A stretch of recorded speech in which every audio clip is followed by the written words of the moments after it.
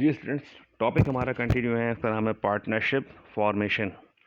और प्रीवियस हमने क्लासेस में अकाउंटिंग में पार्टनरशिप फॉर्मेशन के क्वेश्चंस डिस्कस किए थे। तो उसमें इक्वल कंट्रीब्यूशन, एक सवाल में लिखा हुआ था इक्वल कंट्रीब्यूशन, तीनों पार्टनर्स की जो इन्वेस्टमेंट है वो इक्वल कंट्रीब्यूशन में थी। तो हमने उस पार्टनर सवाल में जो बाकी रिमेनिंग कैश मालूम करना है, मर्चेंडाइज मालूम करनी है, उसको कैलकुलेट करके उसकी एंट्री पास करनी थी। और सेम इसी तरह से इससे हमने प्रीवियस क्वेश्चन कंप्लीट किया था।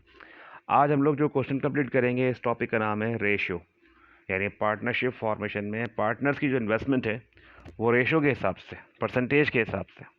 जैसे एक होता है इक्वल कंट्रीब्यूशन, अगर इक्वल कंट्रीब्यूशन हो तो इट मीन्स कि सब पार्टनर अपने अपनी इन्वेस्टमेंट सेम लेकर आएंगे, बराबर बराबर लेकर आएंगे। लेकिन अगर मेंशन ना हो बल्कि रेशियो मेंशन हो और रेशियो में इन्वेस्ट कर रहे हो, तो फिर जिस पार्टनर का रेशियो ज़्यादा है उसकी इन्वेस्टमेंट ज़्यादा होनी चाहिए और जिस पार्टनर का रेशियो कम है उसकी इन्वेस्टमेंट कम होनी चाहिए। चलिए क्वेश्चन को पढ़ते हैं और सॉल्व करते हैं। क्वेश्चन कहते हैं, Akram, Khalid and Imran formed a partnership contributing in the ratio of 5:3:2 respectively।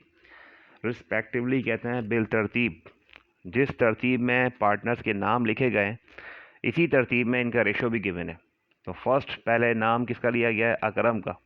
तो जो रेशो है 5, ये 5 किसका हो गया? रेशो अकरम का। फिर नाम लिया गया है खालिद का, तो ये 3 हिस्से किसके होगा? ये खालिद के। और फिर नाम लिया गया इसका इमरान का, तो ये 2 हिस्से किसके होगा? ये इमरान के होगा। तो 3 पार्टनर्स हैं, Akram, Khalid and Imran formed a partnership. इन लोगों ने मिलकर क्या की है? पार्टनरशिप फॉर्म की है और कंट्रीब्यूट कर रहे हैं इन द रेशो ऑफ 5:3:2।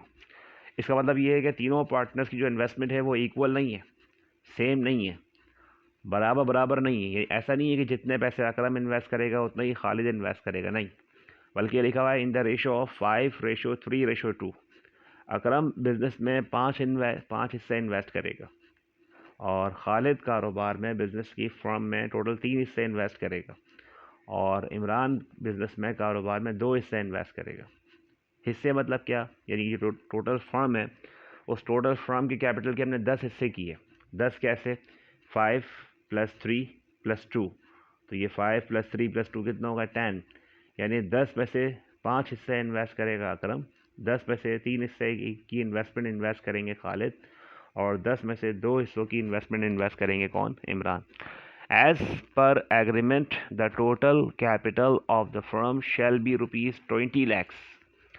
ये डिसाइड किया गया कि एग्रीमेंट के मुताबिक, जो एग्रीमेंट किया इन लोगों ने तीनों पार्टनर्स ने मिलके, उसके मुताबिक फर्म का टोटल कैपिटल होना चाहिए कितने रुपए? 20 लाख रुपीज़। अब ये 20 लाख रुपीज़ जो है वो फर्म का टोटल कैपिटल है और ये फर्म का टोटल कैपिटल हमारी पूरी पार्टनरशिप का टोटल कैपिटल है। ये किसी एक पार्टनर की इन्वेस्टमेंट नहीं है, किसी इंडिविजुअल की इन्वेस्टमेंट नहीं है। ये 20 लाख किसी सिर्फ अकरम ने इन्वेस्ट नहीं किए, ये 20 लाख सिर्फ खालिद ने, इमरान ने इन्वेस्ट नहीं किए, बल्कि ये 20 लाख तमाम पार्टनर की इन्वेस्टमेंट कैलकुलेट की है, जमा की है।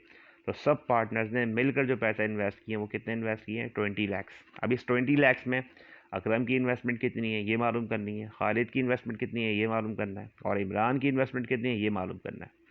ठीक है।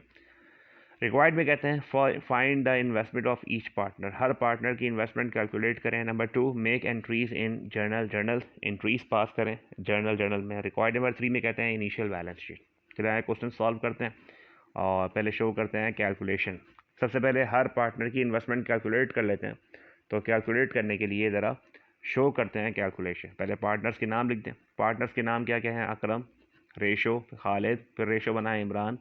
फिर इन तीनों के रेशो मेंशन कर दें, हर एक के नेम के नीचे उसका रेशो कॉपी कर दें।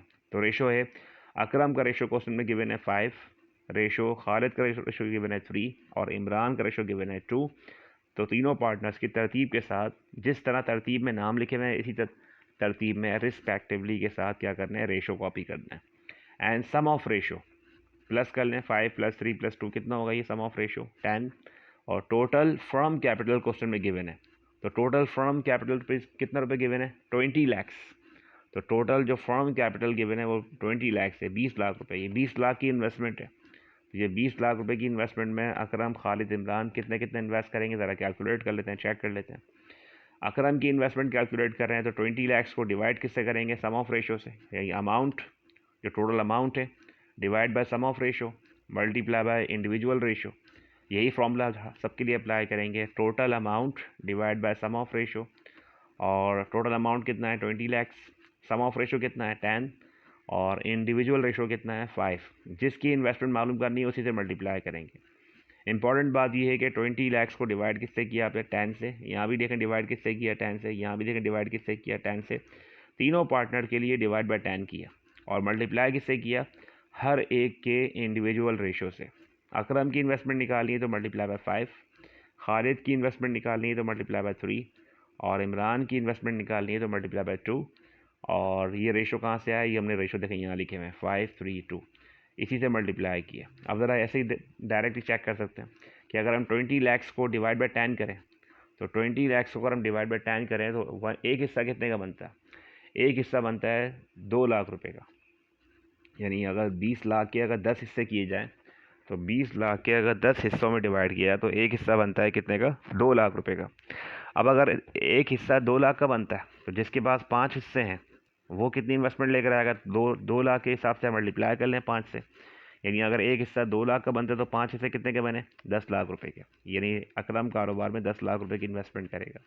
इसी तरह से अगर एक हिस्सा 2 लाख का बनता है तो 2 को मल्टीप्लाई कर दें 3 से, यानी एक हिस्सा 2 लाख का तो 3 हिस्से कितने हुआ है, 3 हिस्से होगा 6 लाख रुपए के। और इसी तरह से अगर एक हिस्सा 2 लाख का बनता है तो 2 हिस्से कितने के होगा, ये होगा 4 लाख रुपए के। तो तीनों पार्टनर्स की इस तरह से 1 बाय 1 इन्वेस्टमेंट कैलकुलेट करें। अगर हमें एक हिस्सा मालूम हो जाए किसी चीज़ का, तो बाकी हम फर्म के जो हिस्से हैं, इंडिविजुअल हिस्से हैं, वो मालूम कर सकते हैं। यानी हर पार्टनर की इन्वेस्टमेंट कैलकुलेट कर सकते हैं आसान तरीके से। अगर हम कैलकुलेटर यूज़ ना भी करें तो विदाउट कैलकुलेटर भी ये आंसर कैलकुलेट हो सकते हैं। लेकिन हाँ, जहाँ पे कुछ अगर कॉम्प्लिकेटेड फिगर्स हों तो वहाँ पे आप अपना यूज़ कर सकते हैं, कैलकुलेटर्स एग्ज़ाम में अलाउ होते हैं। नेक्स्ट में क्या लोग कहते हैं, क्वेश्चन में अगर देखें, क्वेश्चन में कहते हैं कि तमाम पार्टनर्स ने इन्वेस्टमेंट की है। अब ये मेंशन नहीं करे कि हर पार्टनर ने क्या क्या इन्वेस्ट किया। जब ये पार्टनर मेंशन नहीं कर रहे कि हर पार्टनर ने क्या इन्वेस्ट किया, तो it means all partners invested in cash. सारे पार्टनर्स ने बिजनेस में कैश इन्वेस्ट किया होगा। तो अकरम ने भी, खालिद ने भी, इमरान ने भी, सब ने मिलकर कैश ही इन्वेस्ट किया होगा। तो फिर हम यहाँ पे इसकी एंट्री पास कर लेते हैं प्रॉपर जर्नल में। अगर एक सिंगल एंट्री भी करनी है आपको, तो एक एंट्री करने के लिए भी आप क्या बनाएंगे, प्रॉपर जर्नल बना के विद नरेशन देंगे, तो ही आपको एग्ज़ाम में क्या होते हैं, इसको एक्सेप्टेबल होता है। एग्ज़ाम में विदाउट नरेशन या विदाउट जो आपने जो है वो लाइंस अगर ड्रॉ किए बगैर एंट्री पास कर देंगे तो वो मार्क्स डिडक्ट होते हैं। तो टॉप पे हेडिंग कंपनी का नाम मेंशन कर दें, पार्टनरशिप का नाम Akram, Khalid, Imran and journal. Entry pass कर लेते हैं, कैश तमाम पार्टनर्स ने मिलकर कैश इन्वेस्ट किया हो। कैश हमारा एसेट में इजाफा हो गया, एसेट बढ़ गया, कैश डेबिट कितने से, 20 लाख से, और जिसमें अकरम कैपिटल क्रेडिट 10 लाख से, खालिद कैपिटल क्रेडिट 6 लाख से, और इमरान कैपिटल क्रेडिट 4 लाख से। हर पार्टनर का कैपिटल अलग अलग रिकॉर्ड कर लेंगे। तो एंट्री बन जाएगी cash debit, Akram capital credit, Khalid capital credit, Imran capital. तीनों पार्टनर से कैश ही इन्वेस्ट किया, इसीलिए मैंने इसकी एंट्री कंबाइन कर दी। वरना हम चाहें तो इन सबकी एंट्री सेपरेट 1 बाय 1 भी एंट्री कर सकते हैं। जैसे first partner cash debit, Akram capital credit, फिर दोबारा एंट्री बनाएं cash debit, Khalid capital credit, फिर दोबारा एंट्री बनाएं कैश डेबिट, इमरान कैपिटल। ऐसे भी ठीक है, ठीक है। तो ये तीनों पार्टनर की इन्वेस्टमेंट को हमने एक जगह कैश मर्ज करके एंट्री पास कर दी। नेक्स्ट रिक्वायर्ड में कहते हैं इनकी इनिशियल बैलेंस शीट। तो अब ज़रा इसकी पार्टनर की इनिशियल बैलेंस शीट कंप्लीट कर देते हैं। तो एक तरफ बिजनेस में एसेट्स और इक्विटीज़, एसेट साइड पे खाली करंट एसेट्स हैं और एक ही एसेट है कैश, ₹20 लाख है। नॉन करंट में कुछ भी नहीं है फ़िलहाल। लाइबिलिटीज़ में नील हैं, और पार्टनर्स की इक्विटी अगर मेंशन करें तो अकरम कैपिटल 10 लाख, खालिद कैपिटल 6 लाख, और इमरान कैपिटल कितना 4 लाख। और दोनों बैलेंस शीट की साइड्स को अगर देखें तो बैलेंस शीट बराबर है, ठीक है। सेम जिस तरह भी क्लास में हमने क्वेश्चन किया है, तो इसी तरह से एक क्वेश्चन आपको होमवर्क दिया जा रहा है। पार्टनर्स के नाम वही हैं, रेशो भी वही है, और total capital of the firm हमने चेंज कर दिया है और वो है 25 लैक्स। तो इस 25 लाख की इन्वेस्टमेंट को हर पार्टनर की पहले रिक्वायर्ड भवन में कहते हैं find investment of each partner, her partner की पहले इन्वेस्टमेंट कैलकुलेट कर लें।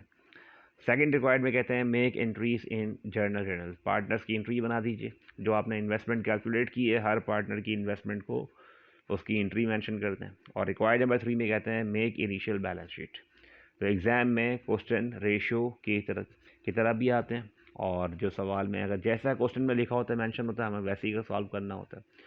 इस क्वेश्चन में रेशो वाले बात की गई थी, इसीलिए हमने इसको रेशो तरीके से सॉल्व किया। अगर लिखा होता कि तीनों पार्टनर्स की जो इन्वेस्टमेंट है वो इक्वल कंट्रीब्यूशन है, तो फिर हम इक्वल कंट्रीब्यूशन कर देते हैं। तो ये क्वेश्चन आपने घर से होमवर्क सॉल्व करना है इसको, और अपनी प्रैक्टिस करनी है अकाउंटिंग की।